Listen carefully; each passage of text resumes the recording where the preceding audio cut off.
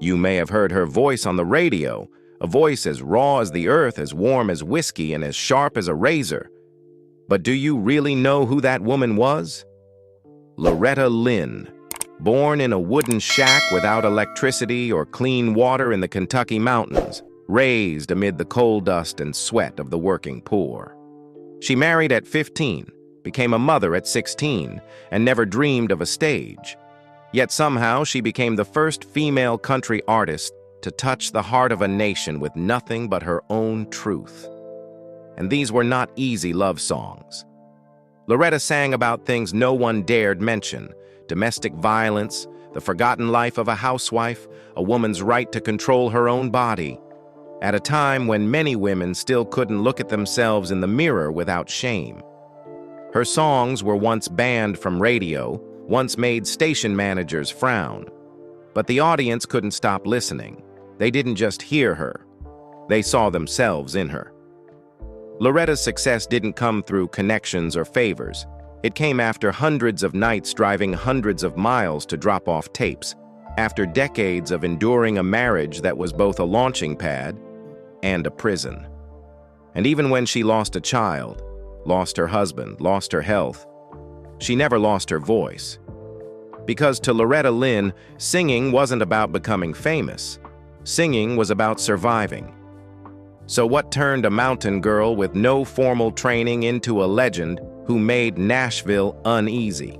How did a hillbilly woman change the entire course of country music with nothing but a cheap guitar and a fearless heart? And in the end, why do her most painful songs make people want to listen again and again?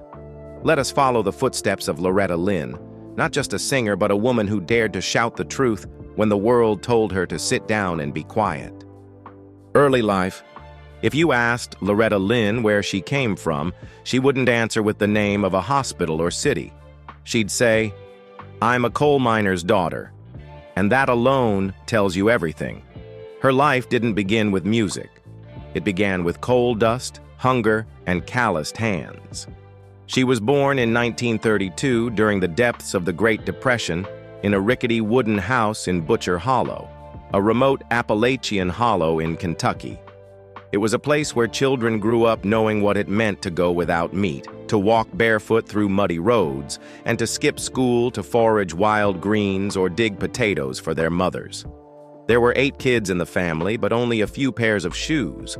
Loretta would often give hers to her younger siblings and walk to school barefoot through the snow until her feet turned purple from the cold. School was a luxury. Young Loretta attended only a few short years before being pulled out to stay home, watch over the younger kids, cook, wash clothes, and gather firewood for the family. In an interview years later, she once said, "I quit school in the 7th grade. I just had to grow up too fast. While other girls were playing with dolls, I was cooking and doing laundry for 6 kids." The house had no electricity, no running water. The family relied on a small mountain spring for their daily needs, hauling buckets of water uphill every day. At night, the only light came from a flickering oil lamp. Loretta slept on the cold wooden floor, her head resting on a pillow stuffed with fabric scraps, listening to the wind whistle through the cracks in the walls and the dry cough of her father, a frail man slowly fading from years of coal dust in his lungs after decades working underground. Though poor, her father was a kind, gentle man who never complained.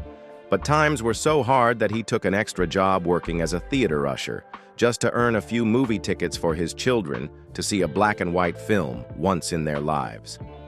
Loretta's world was small and silent. No books, no instruments, no music teacher. But she had something else, an extraordinary ear and memory. Whenever a song came on the neighbor's radio, she'd come home and sing it back. Every word, every note, even though she'd never studied music. Still, no one in Butcher Hollow believed a little girl from there could ever be famous. Girls weren't taught to dream big, they were taught, get married early, don't move to the city, it'll only bring you sorrow. And Loretta obeyed. At 15, she married. At 16, she had her first child. By 20, she was a mother of 4. In her early 20s, she was already living like a middle-aged woman, burdened with duty, exhausted by poverty, and with not a single line in her story pointing toward a musical future. But poverty doesn't kill a voice. If anything, it makes it sing deeper, truer, and more heartbreakingly real. Early career.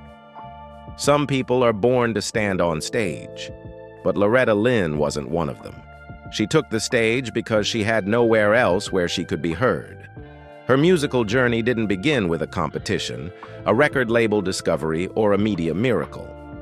It began with a song she wrote herself, a low-budget studio in Hollywood, and a husband who drove their old Mercury across America, knocking on radio station doors, pleading them to give his wife's voice a chance.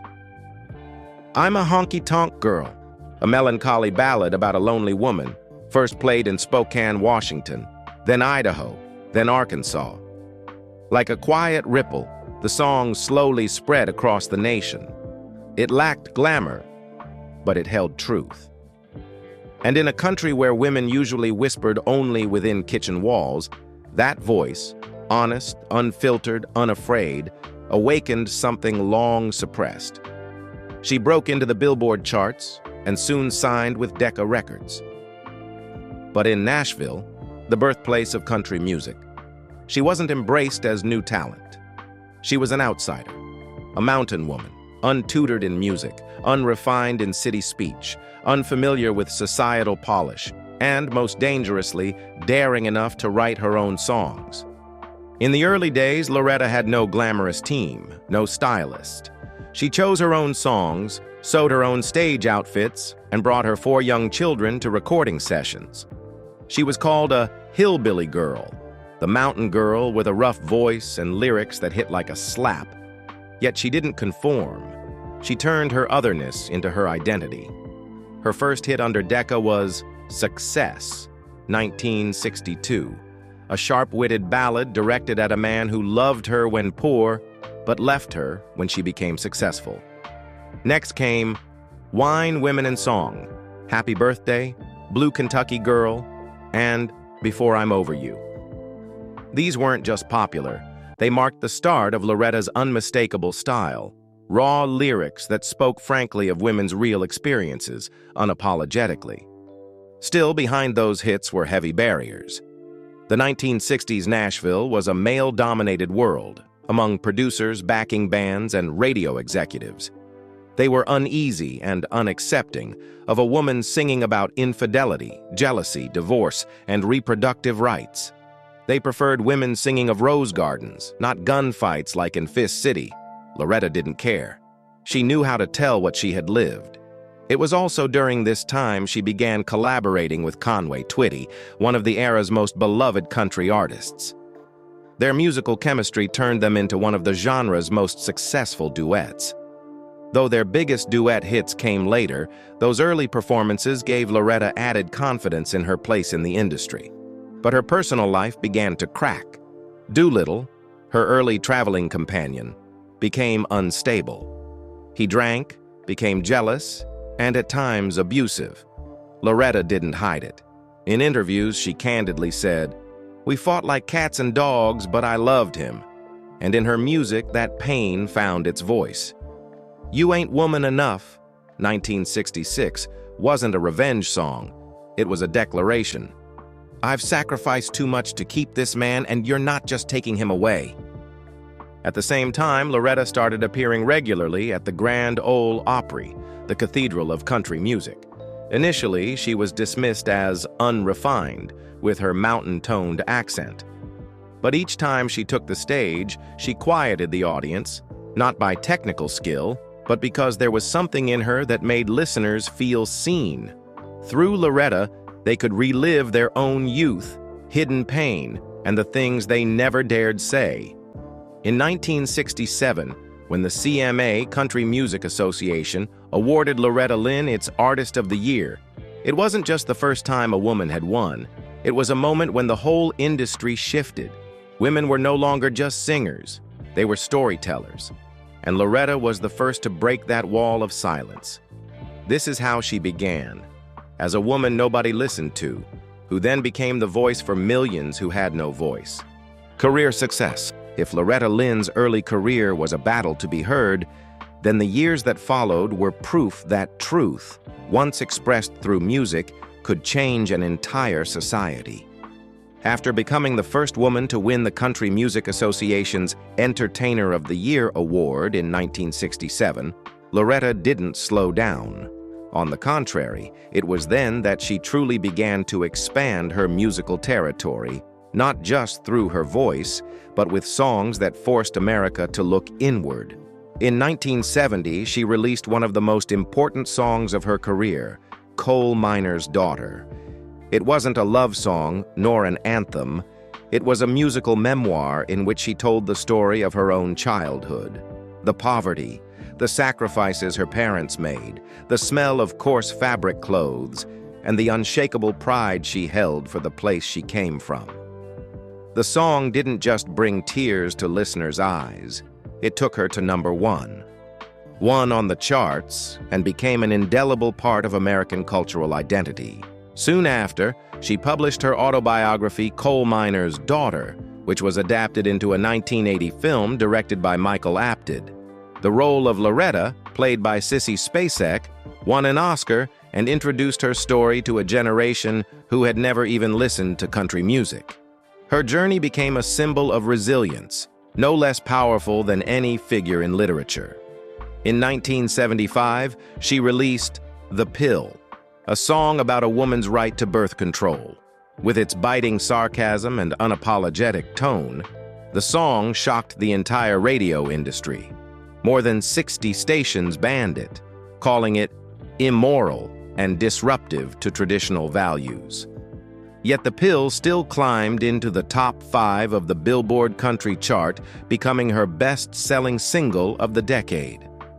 What Loretta achieved wasn't just writing provocative songs. She brought the voice of poor working-class women into the center of national debate, at a time when reproductive rights and personal freedom were becoming some of the most pressing issues in post-1960s America. Around this time, she also released a series of successful albums that tackled heavy themes. One's on the Way, 1971, about the exhaustion of a mother with too many children in Kansas. Rated X, confronting the stigma faced by divorced women. When the Tingle Becomes a Chill, about emotional coldness in marriage. None of these songs were easy to digest, none were safe, but all hit a nerve in a changing America, a country that was finally beginning to name the truths it once tried to hide. In addition to her solo work, Loretta formed one of country music's most iconic duos with Conway Twitty. From After the Fire Is Gone, Louisiana Woman, Mississippi Man to Lead Me On, they didn't just sing in harmony. They made audiences believe each song was a glimpse into real life. They won CMA's Vocal Duo of the Year 4 consecutive times, becoming the gold standard for every country duet that followed. From 1967 to 1980, Loretta Lynn released over 20 studio albums, charted more than 50 songs on the Billboard Country Top 40, including 16 #1 hits. She was hailed as the First Lady of Country Music, not for her grace, but because she was the first woman who made country music no longer a man's world. And she did it all while being a mother, a wife, a caregiver to a sick husband. She sang through pain, through exhaustion, through loneliness. Loretta Lynn's success wasn't measured in album sales. It lay in the fact that she proved a woman with no formal training, no marketable looks, and no powerful backers could still become the voice of a generation, simply by being honest and brave enough to tell her truth. I don't know music theory, but I know what a hurting woman looks like. I just wrote that down. Controversy and tragedy. Loretta Lynn had sung so much about loss, but what she didn't know was that life would force her to live through ballads far sadder than even she could write. In 1984, at the peak of her career, Loretta received devastating news. Her eldest son, Jack Benny Lynn, had drowned while trying to cross a river on horseback at the family's Hurricane Mills Ranch.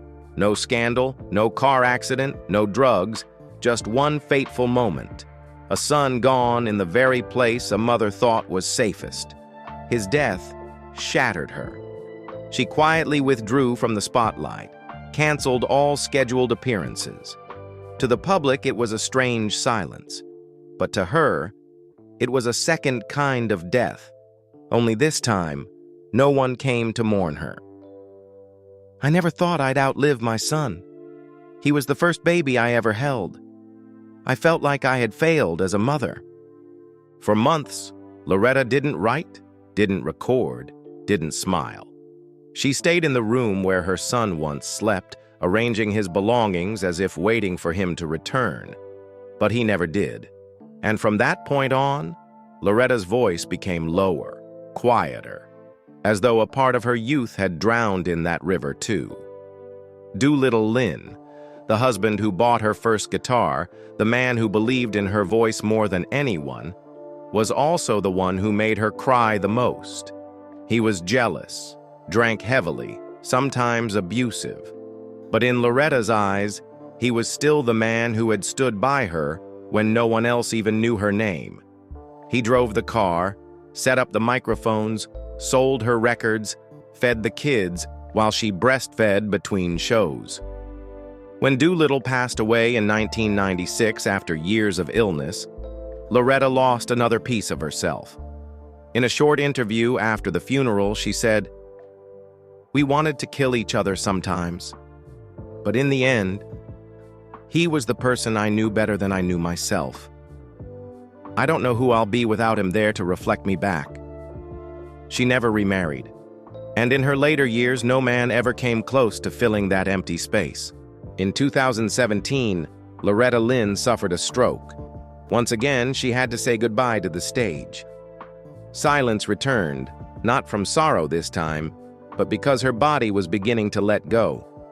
Soon after, she broke her hip and spent long months in a wheelchair. Still, she managed to complete the album Wouldn't It Be Great? An album she said she wrote more for myself than for the audience. Loretta never wanted anyone to see her as weak, but in those final recording sessions, her voice trembled, no longer able to hit the soaring notes that once defined her. Instead of hiding it, she let the real voice be heard, just as she'd once let her real pain be heard decades earlier. She said, "My voice ain't what it used to be, but I'm old and I'm still singing. That's what matters." Loretta Lynn had no love scandals. She wasn't a drug addict nor a publicity seeker, but she was the only woman in the 1970s bold enough to sing about birth control, the pill, about divorced women, rated X, about the burden of motherhood, one's on the way, and the chill of dying marriages, when the tingle becomes a chill. Her greatest scandal was daring to tell the truth, and having the world try to silence her for it. She was banned from the airwaves, mocked by critics as uncouth, openly disrespected by male colleagues backstage, simply for writing songs women weren't supposed to write. But none of it stopped her, because she knew, if I don't say it, who will speak for the women left behind? Loretta Lynn did not crumble under grief. She simply turned it into song and quietly let it travel through time. Personal life. If the stage was where Loretta Lynn gave voice to millions of forgotten women, her personal life was the quietest and most profound proof of endurance, loyalty, and unconditional love. Behind the title of Queen of Country Music, Loretta was a mother, a wife, a mountain woman who never made it past the 9th grade, but who knew by heart every note of sorrow. Loretta married Oliver Doolittle Lynn in 1948, when she was only 15. Doolittle, 6 years her senior, was a World War II veteran who returned home with mud on his boots and fire in his heart. To Loretta, he was the first person who saw the voice inside me before I even knew it was there. Doolittle bought her first guitar and pushed her to sing in town halls and small radio stations. But alongside his encouragement came years of quiet pain. He drank, cheated, had a temper, and was sometimes violent. Loretta didn't hide that. She turned it into song so that millions of women could find themselves in her story. He hit me. I hit him back. But I never left him, because if he hadn't come into my life, I don't know if I would have found my voice. It wasn't an ideal marriage. It was a real one, and Loretta lived it with both tenderness and grit, just like she wrote music. Before Loretta became famous, she was already a mother of 4 by the age of 20. Later, she gave birth to twin daughters, Peggy and Patsy. Their names came from the 2 most important women in her life, her sister Peggy Sue Wright and her dear friend and mentor Patsy Cline. During her cross-country tours in a truck, Loretta often brought her kids along, not because she wanted to, but because there was no one else to care for them. On stage, she was a powerhouse. Off stage, she was a mother who'd rip off her performance dress and breastfeed her baby. Beyond the stage lights, her life was marked by tragedy. Jack Benny Lynn, her eldest son, drowned in 1984 at age 34. Loretta never truly recovered from that. For months, she stopped performing, stopped writing, and stayed in Jack's old room on the ranch, silently grieving. In 2013, Betty Sue Lynn, her eldest daughter, died from emphysema. Each death carved a fresh wound in Loretta's heart, but also gave her a reason to keep singing. I sing so they know their mama still remembers. I never forget them, not once. In 1966, Loretta and her husband bought a 1,500-acre ranch in Hurricane Mills, Tennessee. It wasn't just a house, it was a spiritual sanctuary, a family resting place, the home she always returned to after the stage. There, Loretta hosted music festivals, displayed memorabilia, and welcomed thousands of fans. But what made the place sacred were the hills, the streams, and the graves of loved ones, all coming together in what Loretta called the only holy ground I've ever known. Even into her 80s, Loretta never stopped writing music. But in 2017, she suffered a stroke. Then in 2018, she broke her hip. Her voice wasn't as strong as before, but that didn't stop her. On the contrary, she recorded her final album, Still Woman Enough, in 2021, a declaration that though her body was weary, her heart was still alive. My voice might tremble, my legs might not hold me, but I'm still me. I'm still that mountain girl every young girl once dreamed of being. Loretta Lynn passed away in 2022 at her home, in her sleep. No noise, no scandal, no struggle. A mother, a wife, an artist, closing her life the same way she always sang, humbly, but never insignificantly. Legacy and influence. Loretta Lynn was not just an artist, she was a wave. A quiet, persistent wave that wore down the barriers, expectations, and prejudices that once silenced poor mountain women like her. When a former laundress from Kentucky dared to sing her truth, she didn't just reshape country music, she redefined the place of women in music, in the home, and in American society. Loretta's musical legacy wasn't just dozens of albums and more than 160 songs. It was a treasure trove of truths never spoken aloud. She wasn't afraid to sing about abortion, divorce, domestic violence, and gender injustice, topics once deemed unfit for country music in the 1960s and 70s. With The Pill, she challenged moral hypocrisy. With Don't Come Home a-Drinkin', she gave women a voice. With Rated X, she confronted the stigma aimed at divorced women. She sang in her real voice, the voice of a mother, a wife, a working-class woman, unpolished, unapologetic, and because of that, straight to the hearts of millions. Loretta Lynn was the voice of the working class, someone who never tried to appear wealthy or glamorous. Even after becoming a star, she lived at her Hurricane Mills ranch and welcomed fans like neighbors. She never abandoned her mountain twang, held on to her rural fashion style, and always wrote from a place of raw personal memory. She made laundresses, factory workers, single mothers, and mountain girls feel seen, heard, and worthy of standing on the biggest stage. In an industry that once expected women to be soft, silent, and pretty, Loretta Lynn stood tall, tough, truthful, and unshakable. Today's leading country stars like Miranda Lambert, Carrie Underwood, Casey Musgraves, and Carly Pearce all call her a trailblazer. Without Loretta Lynn, there would be no strong female voices in country music today. Carly Pearce even wrote a song called "Dear Miss Loretta," a heartfelt letter of gratitude to the woman who bore the criticism and backlash so future generations could sing more freely. She was also the first woman ever to win CMA's Entertainer of the Year in 1972 and was later named Artist of the Decade by the ACM, historic milestones that shattered the gender barriers of American popular music.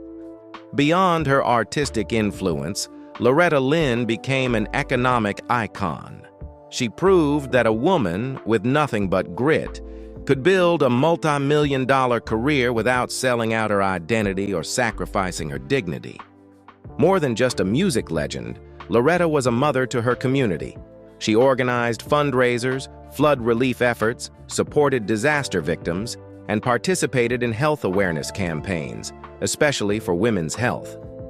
During the COVID-19 pandemic, she got vaccinated, encouraged others to do the same, and even hosted a benefit concert called Hometown Rising to raise nearly $1 million for her flood-ravaged hometown of Waverly.